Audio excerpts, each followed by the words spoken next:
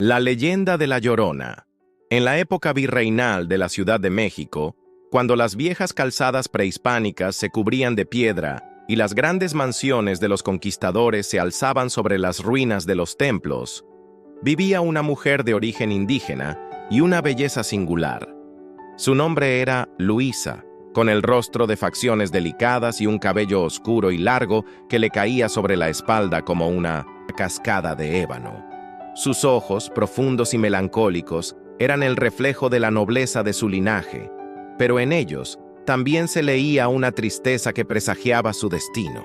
La vida de Luisa cambió para siempre el día que conoció a un caballero español. Don Juan de Armenta, como se llamaba, era un hombre apuesto, de porte elegante y una fortuna inmensa. Su presencia, su vestimenta de seda y su caballo blanco eran un símbolo de poder y prestigio en la ciudad. Al ver a Luisa, se enamoró perdidamente de ella. Los dos se encontraban en secreto en las afueras de la ciudad, en los jardines y en los puentes que cruzaban el río. Su amor era una pasión, prohibida, pues don Juan ya estaba casado con una mujer de su misma clase social, una dama de España. Pero el amor que sentía por Luisa era tan grande que prometió dejar a su esposa para casarse con ella. Luisa, cegada por el amor y las promesas de su amado, le creyó. En poco tiempo, se casaron en secreto y tuvieron dos hermosos hijos, un niño y una niña, que eran la viva imagen de la felicidad. Los pequeños eran una mezcla de la gracia de su madre y el porte de su padre. Luisa, ahora convertida en madre, vivía en un estado de éxtasis. Su amor por sus hijos era tan grande que olvidó que su vida estaba basada en un engaño y que el padre de sus hijos no era un hombre libre.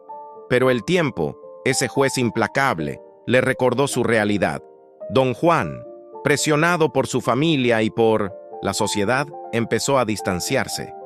Ya no la visitaba con la misma frecuencia, y sus palabras, antes llenas de promesas de amor, ahora eran frías y vacías. Luisa, con el corazón roto, se dio cuenta de que su amor era una ilusión y que su amado nunca se casaría con ella. Un día, después de una larga ausencia, don Juan le informó que se casaría con una mujer noble, una dama de su misma clase, para asegurar su estatus social y político.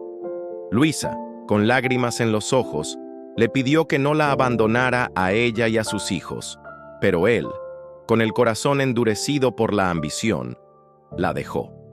La traición fue un golpe mortal para Luisa. Se sintió humillada y deshonrada. El amor que sentía por don Juan se transformó en un odio amargo, una rabia que la consumía por dentro.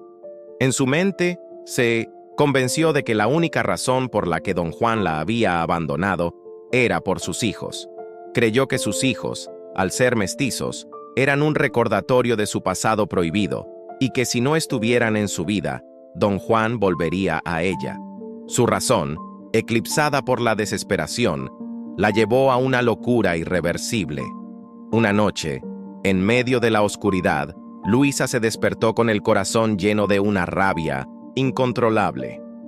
Entró a la habitación de sus hijos, los levantó de sus camas y a pesar de sus llantos, los llevó a la orilla del río que corría cerca de su casa.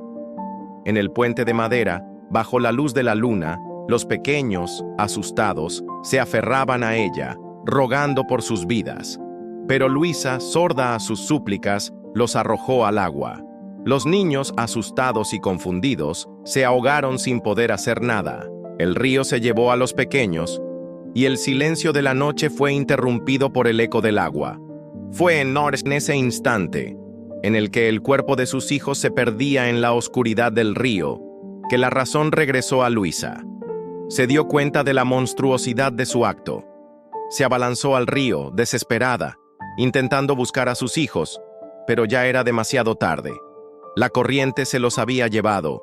Su llanto, que hasta ese momento había sido un lamento de dolor, se convirtió en un grito de agonía y de arrepentimiento. Luisa, con el alma destrozada y la culpa carcomiéndole el corazón, se convirtió en una sombra errante. Anduvo por las calles de la ciudad, descalza y con el pelo revuelto, con el grito de sus hijos en la mente, hasta que una mañana la encontraron sin vida a orillas del río, con la mirada perdida y el cuerpo congelado. A partir de ese día, el espíritu de Luisa, condenado por su crimen, empezó a deambular por la noche.